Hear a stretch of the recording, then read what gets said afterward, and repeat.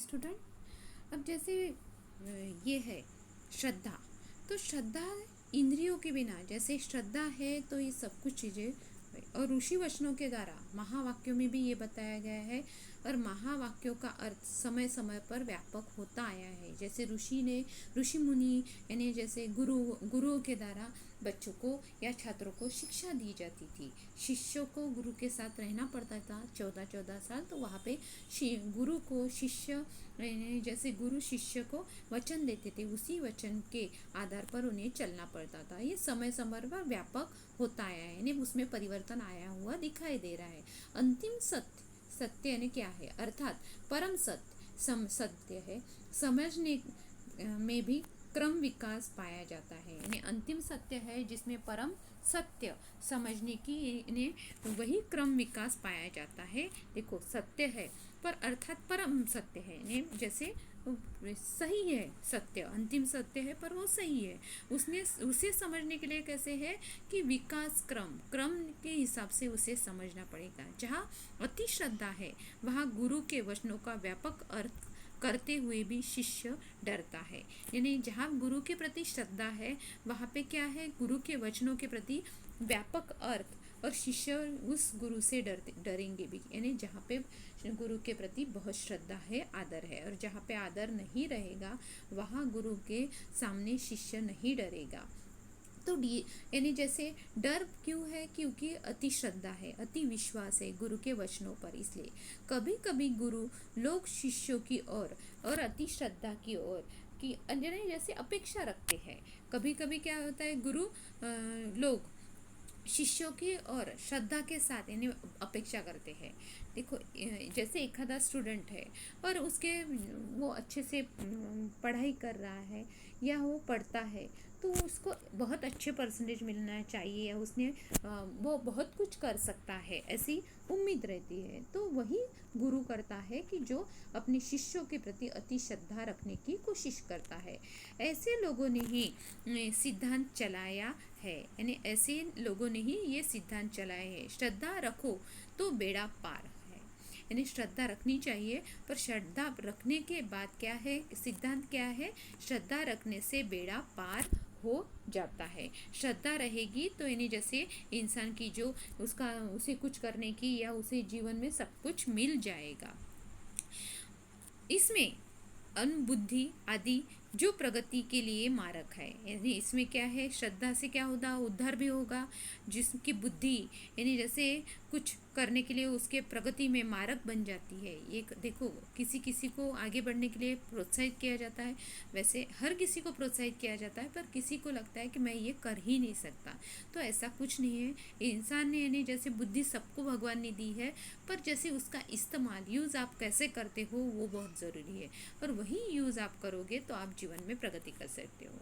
सत्यनिष्ठा, आत्मनिष्ठा और अनुभव मूलक जीवन निष्ठा, यही मुख्य बात है। यही यानी जैसे काका कालेकर जी ने यहाँ पे बताई है। यानी इंसान में सत्यनिष्ठा चाहिए, सत्य के प्रति जो भाव, यानी कोई भी मैं कार्य कर रहा हूँ तो वो सत्यनिष्ठा से कर रहा हो, आत्मनिष्ठा से कर रहा हो, या अनुभव मूलक जीवन निष्ठा से कर रहा हो। जो ये चार यहाँ पे 3 निष्ठाएं बताई है, एक सत्यनिष्ठा, एक आत्मनिष्ठा और एक जीवन निष्ठा।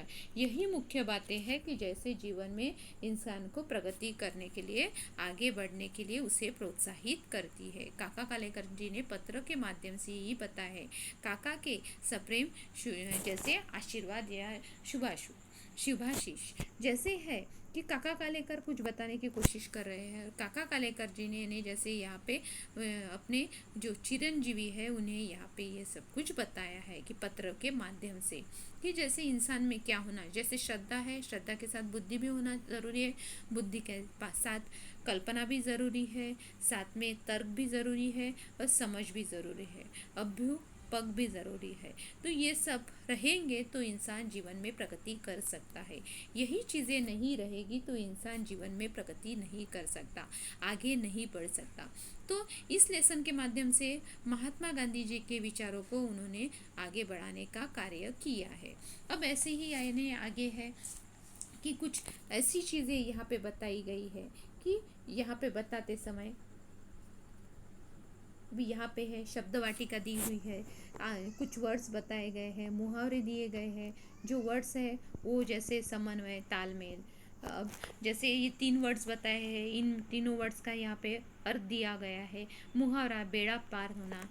अब जैसे बेड़ा पार होना यानी उद्धार होना, बेड़ा पार होने का अर्थ है उद्धार होना। और इससे रिलेटेड यानी जैसे एक आपको सेंटेंस लिखना पड़ेगा कि जैसे बेड़ा पार करना, उससे रिलेटेड एक वाक्य आपको बनाना पड़ेगा।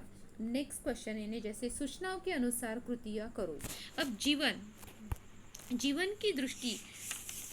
की दृष्टि से प्रधानता में इन बातों का सामंजस्य होता है। किन बातों का सामंजस्य होता है? देखो, जीवन की प्रधानता में इन बातों का सामंजस्य होता है। तो सामंजस्य सबसे पहले किन किन बातों का सामंजस्य होता है जो जीवन की दृष्टि से प्रधानता पाने के लिए? तो सबसे पहले आएगा जैसे श्रद्धा, यानी जैसे जीवन को सही मायने में जैसे प्रधानता देने का कार्य कौन कौन कर सकता है? तो सबसे पहले आएगा श्रद्धा, दूसरा बुद्धि, तीसरा समझ, और जैसे अनुभव, कल्पना और अभ्युपक। ये 6 बातें आएगी। जीवन दृष्टि की प्रधानता में इन बातों का सामंजस्य होता है: श्रद्धा, बुद्धि, समझ, अनुभव और कल्पना।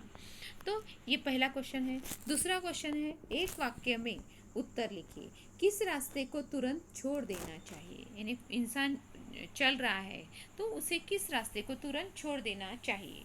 तो ऐसा रास्ता है कि जैसे बुद्धि ने जिस रास्ते को हीन, यानी जैसे हमारी बुद्धि बता रही है तो उस रास्ते को, जैसे बुद्धि बता रही है कि ये रास्ता हीन है, ये रास्ता गलत है या त्यज्य है, बताया है, उस रास्ते को हमें क्या करना है? उस रास्ते को हमें तुरंत छोड़ देना है, क्योंकि वो हमारी उन्नति में बाधा बन सकता है। तो ऐसी जो बाधाएं हमारे रास्ते में उत्पन्न होगी, ऐसी बाधाओं को हमें छोड़ देना पड़ेगा और आगे बढ़ना पड़ेगा, क्योंकि यही बाधाएं है कि जो हमारे जीवन में यानी जैसे हमारे मार्ग की कठिनाइयाँ बनेगी।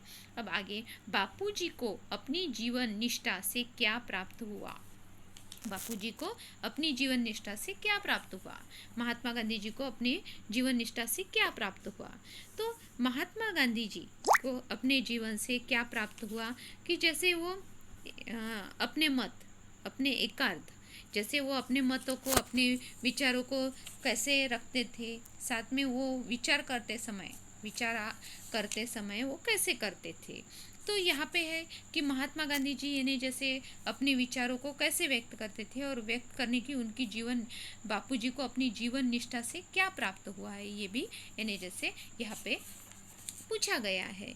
तो सबसे पहले महात्मा गांधी जी को अपने जीवन वाक्य से एक, गांधी जी कभी तर्कात नहीं हुए, यानी जैसे वो विचलित नहीं हुए, उनके जो उन्होंने लगाए हुए अपने नियम थे उसी पे वो चले, वो उस नियम से नहीं इधर उधर भटके, यानी तर्कात नहीं हुए। महात्मा गांधी जी कभी भी तर्कात नहीं हुए। अब तीसरा क्वेश्चन है, लिखो जीवन का व्याकरण। जीवन का व्याकरण क्या है? जीवन का व्याकरण किससे पता चलता है? जीवन का व्याकरण लिखते समय इंसान में कौन सी चीज़ें होना ज़रूरी है? तो जीवन का व्याकरण में आएगा सामंजस्य।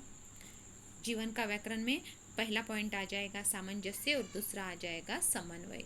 ये दोनों भी चीज़ें होना ज़रूरी है। ज्ञान प्राप्ति के लिए क्या आवश्यक है? अब इंसान ज्ञान प्राप्त कर रहा है, अब उसके लिए उसके पास क्या होना ज़रूरी है? ज्ञान प्राप्ति के लिए उसके पास क्या होना ज़रूरी है?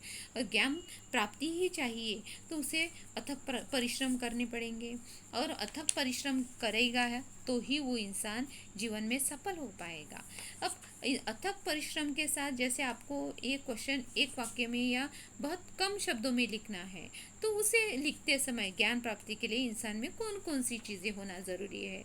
तो यह आएगा जैसे इंसान में प्रयत्न करना, ज्ञान प्राप्ति करनी है उसे तो पहला आएगा प्रयत्न करना, और दूसरा है प्रयोग और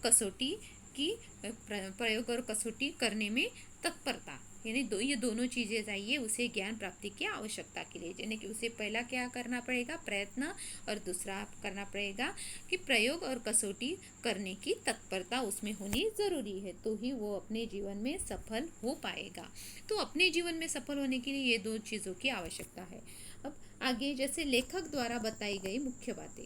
अब लेखक ने कौन कौन सी बातें बताई है, तो लेखक ने बताया है कि जैसे लेखक ने ये भी बताया है कि जैसे सत्यनिष्ठता होनी ज़रूरी है। मुख्य बात यही है कि इन्हें जैसे सत्यनिष्ठता, आत्मनिष्ठता और जीवन निष्ठा, इन्हें जैसे आत्मनिष्ठा, जीवन निष्ठा और सत्यनिष्ठा, ये क्या है, ये मुख्य बातें हैं, बताई गई है लेखक द्वारा यहाँ पे। अब यहाँ पे वर्ण विच्छेद बताए गए हैं। वर्ण विच्छेद कैसे करने हैं, यानी जैसे वर्णों का विभाजन। तो वर्णों का विभाजन नेक्स्ट वीडियो में जैसे मैं आपको बताऊंगी वर्णों का विभाजन कैसे किया जाता है, उनको दो हिस्सों में कैसे वन वर्ड्स में उन्हें कैसे विभाजित किया जाता है, ये नेक्स्ट वीडियो में बताऊंगी।